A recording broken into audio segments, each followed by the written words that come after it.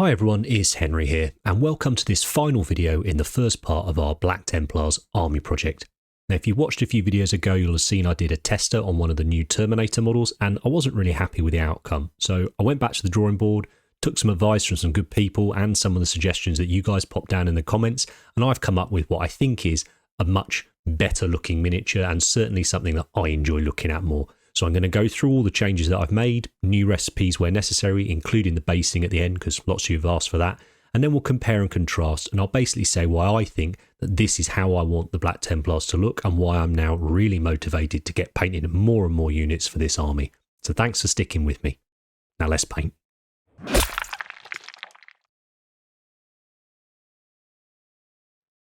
First up, not a massive change, but I did tweak the chipping colour.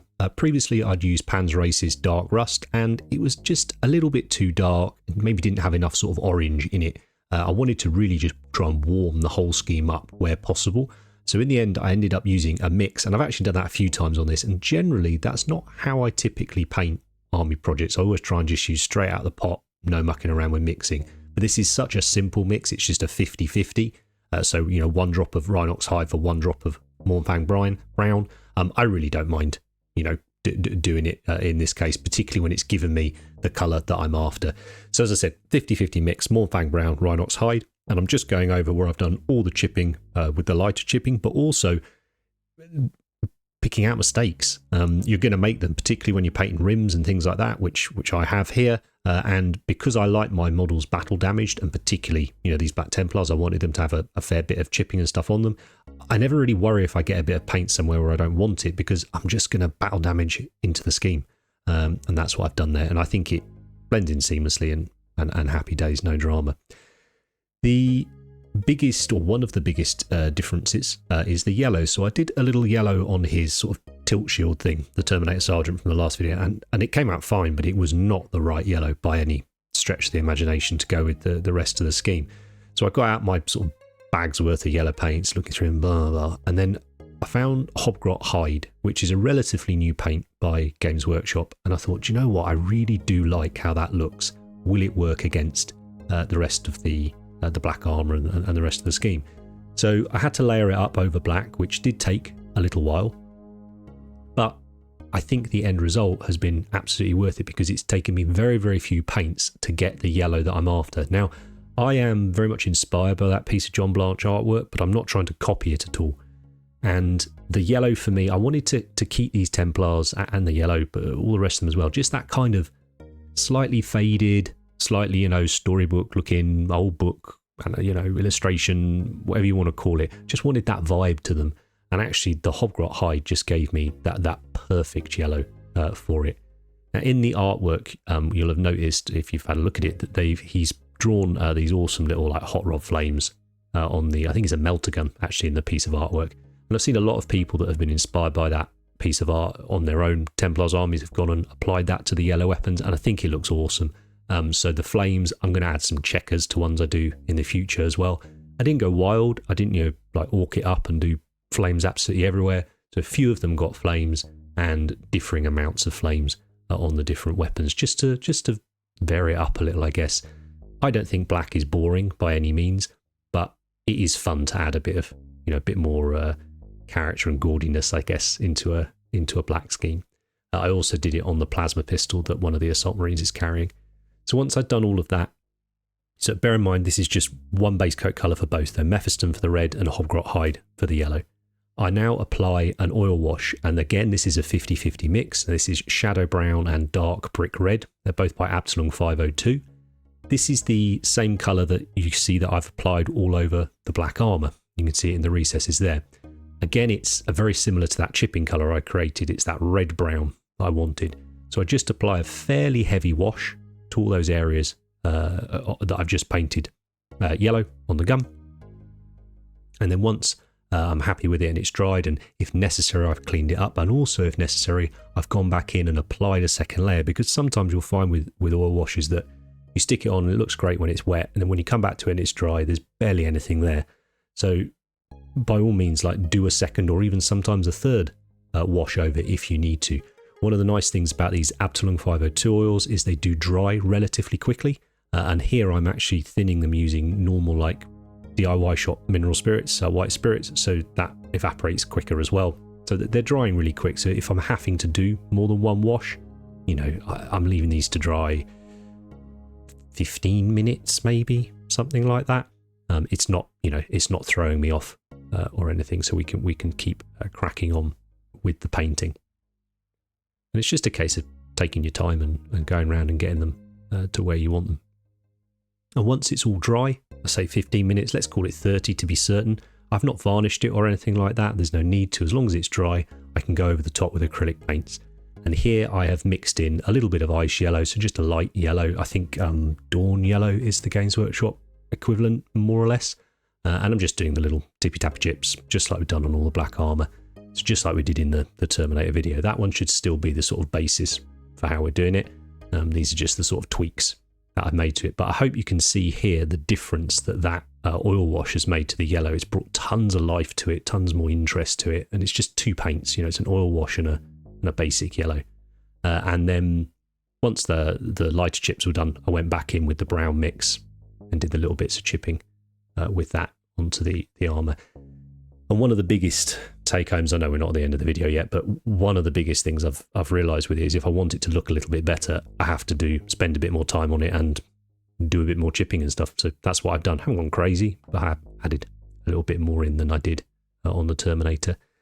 Again, on the leather, I saw this as a good opportunity to bring that red-brown into everything. I wanted it to be slightly different to the red brown that I'd used elsewhere on the model. So I base coated it using Thondia Brown by Games Workshop. It's kind of a burnt umber colour, really.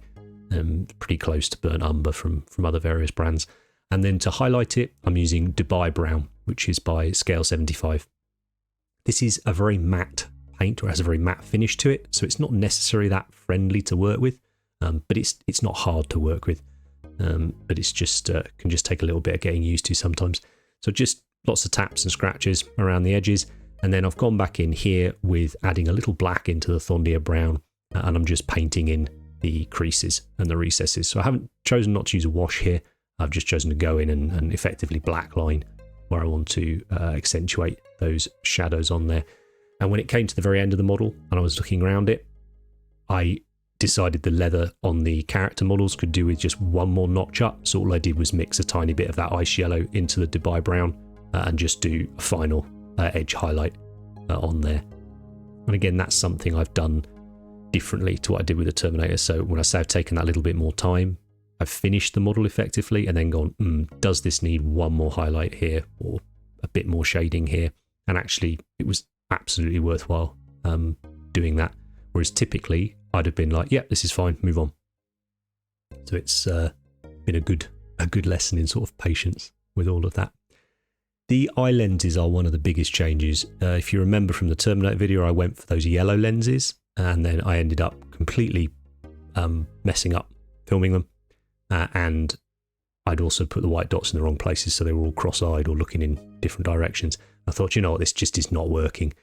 And as the testers were going on and thinking about it and all this was happening, I decided to make quite a different sort of style change to do with the lenses. So I wanted to do quite a basic glowy lens. I don't particularly love OSL as an effect. It's just not my cup of tea, but I did think with these I was starting to go, do you know what, everything's a little bit loose, a little bit fast to do with this painting. Maybe it won't hurt to give it a try. But why not? Let's do it. So I've painted in Mephiston red here into the eye lenses, and you'll notice I've made sure to get it into the recesses. Now this is exactly how I did the lenses on, I can't think of it now, but I've done a couple of Marines over the last few months where we've done this sort of glowy lens effect on it. And actually, yeah, I don't mind it that much. But yeah, wash that Mephiston red so it's all round and in the recesses. And then I'm just going to add increasing amounts of Fire Dragon Bright, which is a light orange, into that Mephiston red and just paint the lenses in more and more with a smaller area each time. And actually, I think it came out great. And the main thing is doesn't take me long to do, which is the important thing. And because it's not over the top OSL, I'm not really having to worry about how it affects the various areas around it and things like that. One thing I thought I'd stick in this video as well is the flame weapons on the Inferno squad. And this is just one way you can choose to do flame weapons, but I thought where I add units into this army where there is something kind of unique to them, like there is with this, it's definitely worth me documenting them and taking through, because it's certainly one of the most fun parts for me. And again, particularly with the armour being relatively boring, it's a fun way to do some more painting on the model. So I've base coated it using gunmetal, which is a dry brush paint by Ammo Mig. Really like it. And then I'm going in with my airbrush and I'm using snakebite leather here to give the metal a tarnish sort of heat affected look. And all I'm doing is starting at the tip of the weapon, and I'm drawing my airbrush down towards the back of that sort of heat shield, so it's more brown at the front, and then it fades out and becomes less brown. And then I'm repeating the process, but a smaller area at the front using Garagax Sewer. Now, normally I would use Agrax Earthshade for this, but some rascal on the last airbrush class has wandered off with a bunch of my paints, and they were not in the box, which was very frustrating. But Garagax Sewer is near enough. It's just maybe a little bit more intense than I normally would put on. You know, Agrax is just this very murky brown colour, which is lovely, but this came out really well. And do you know what? It doesn't matter. It doesn't make that much of a difference. I don't think there's any need to get hung up on it. And once that's dry, I've just gone in here with a model colour black, any black you like using in your airbrush really.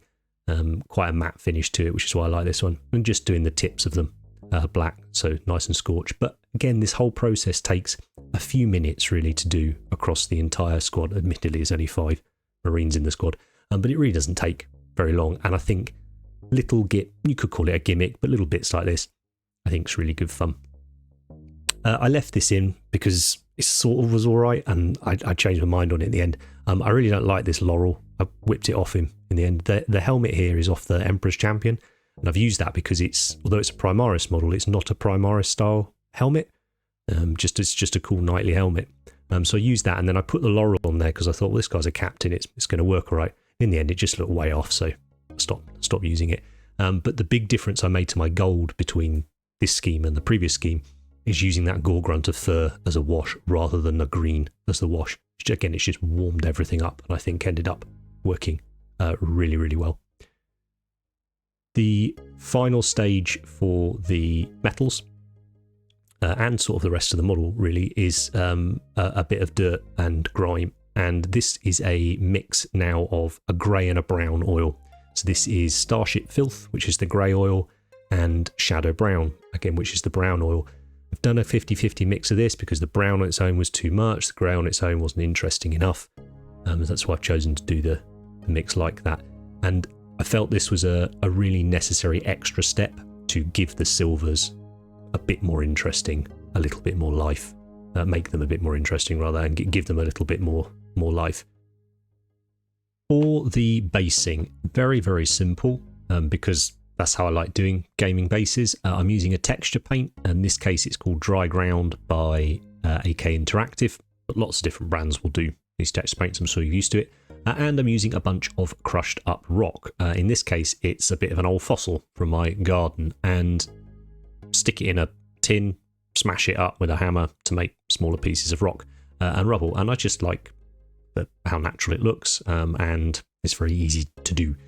So I'm going to first of all slather on that texture paint. I'm diluting it a tiny bit with water to make it a bit easier to work with, but you know, they're fine, they're very forgiving, and these great big pots are going to last you a ton of different projects, and it will also act as, or most of them certainly do, the Vallejo ones and the AK ones will act like adhesives. So I just sprinkle on a little bit of that extra ground up rock, just to give us some different sizes of rubble and whatnot, and then just leave that to dry overnight, and it dries really, really solid.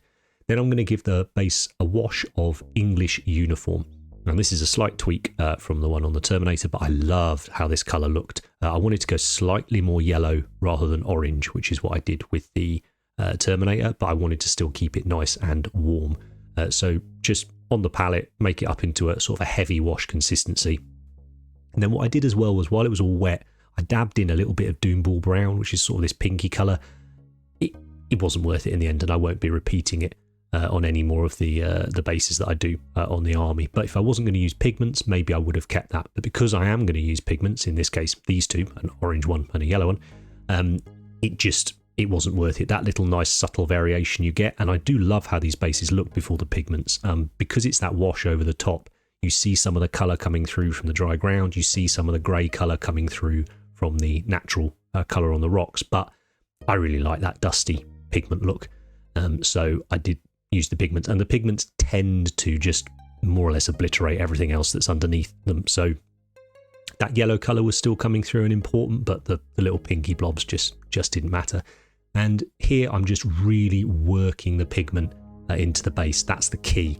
I haven't used any pigment fixer, I haven't used a wash, I haven't used a binder, nothing like that. As long as you work it in, you will be absolutely fine. And if a tiny bit comes off now and again, it doesn't bother me. So if you want to use a fixer, by all means, use a fixer. And that's it for the bases. Super, super simple. So you're getting them done nice and quick, but I do think they set off the models really, really nicely. So whilst we're talking about the bases, we might as well start the compare and contrast really between the new scheme, as it were, and the original test scheme. As I said, you can see the base is that little bit more yellow, and I think, well, I prefer it anyway. It's not quite as distracting as I think the orange was, but it still gives a lovely nod to that John Blanche artwork that we want to sort of pay homage to. Right, now they don't look wildly different, I don't think, which for me is very encouraging, because it means I was probably on to a winner with what I wanted to do initially. It just needed a few tweaks here and there, and one of the key ones is that warmth that we've added more or less across the model. So if you remember, we used Rakarth Flesh on the shoulder pads of the new one and didn't go all the way up to white. I think that's made a big difference. I've kept the Purity Seals purple, which I really, really like. A few people said, oh, you shouldn't have them purple, it's too much colours. I think it's worked great, and I particularly like them looking like that, and I love them where they're next to the yellow, for instance, on the flamers. I think they look fab, so very happy keeping that recipe. The metalwork, again, has just had a little bit more done to it. I think the eye lenses are a big improvement, and not just colour-wise, but do you know what? It fits the style, and I suppose the two big take-homes for me from this are, if you want your models to look better, you probably have to spend more time on them. And that was the case with this, and that spending more time meant doing the odd extra highlight, doing a little bit more chipping, taking my time, dealing with mistakes, and not rushing like I very often will do. But the other biggest one was to be adaptable. When I started out this project, this was going to be showcase army, this, that and the other, every model painted incredibly well, blah, blah, blah. And it wasn't working. And it was a real danger of it falling flat on its arse. And if I wasn't doing this for a YouTube channel and all the rest of it, then yeah, fine. Doesn't matter. Move on. Don't stress about it. Do a different project. But we've committed to this. We need to see it through. So we need to figure out how can we see it through. And that was by being adaptable. That was by changing the expectations, or managing those expectations from what this army was going to be. So it's something that we wanted to grow over time on the channel. It's something we wanted to add new marine releases into and build a bigger army. But it was also something we just wanted to play with our friends and enjoy, gaming. I talk an awful lot about army painting and stuff on the channel. It's just nice to do it. And sometimes when I'm painting these testers, I sort of thinking perhaps about how I used to paint armies when I had a little bit more free time. Well, I had a lot more free time and things like that, and had different expectations of myself and different criteria for what was a really good, well-painted army. And that's changed over time. And for me now, it's, especially playing more games, it's little things, and the big one, or one of those little things that I think is quite important, is being able to get it done, being able to keep the momentum going with the project. And the changes that I've made, whilst they don't seem particularly large, and they aren't on the whole, are going to allow me to maintain that momentum, because I love how these look. I think the next batch of stuff I want to do are some Crusader squads, maybe. If you've got a better idea, let me know. But I kind of figure if we do a couple of Crusader squads, that gives us a nice big wad of infantry that we can then go and start doing, the more weird stuff, characters, dreadnoughts, tanks, things like that. But you let me know, because again, it's for you guys that we're doing this. If it wasn't for the support that you were giving us here, and particularly over on Patreon, we wouldn't be doing this project. But you seem to enjoy it, so let's make sure we have fun and make sure we cover subjects that you guys find interesting and might find helpful for your own projects. So yeah, I think Crusader squads, and I want to use those new Space Marine scouts we've seen. I want to see if I can take them and put them in the Crusader squads to add a little bit of variety by making 2 of them up. So yeah, thanks very much for sticking with me throughout this initial phase, which sometimes goes really smoothly. In this case, it didn't, but we got there, and we got there together. I massively appreciated the comments that you've made in the previous few videos. So say over time, every now and again, I'm not going to say once a month because it might not be. It might be a couple of times a month, might be once every 2 months. But when we get something cool and worth doing, we'll do a video on it. Really good comment someone made on the last video. They said if we're going to do these sort of 2 or 3 parters, they'd like to see more progress between each of them. They felt the last video was a bit too waffly and there wasn't much actual painting content in it. I think that's a very, very fair point. And that's just on me for learning. You know, normally for me, I sit down, I'm like, right, got to do this scheme this week, right, next scheme next week, next scheme next week. I don't normally have the time or the luxury of time to sit down and go, oh, how am I going to document painting up 15 models or whatever like that. So hopefully that will come across better if we choose to do those sort of multi-part videos again in the future. But thanks as ever for your support. You're all amazing. If you've got any questions about what I've done, pop them down in the comments and I'll get back to you as soon as I can. If you've enjoyed the video, hit the like button, hit subscribe. It really, really helps us out. It gets the channel in different people's feeds and helps us grow and be able to do even more sort of fun projects like this, which we've got 3 of coming up in just the first quarter of next year. So I can't wait to share those with you as well. So thanks as ever, guys. Take care. I'll see you next time.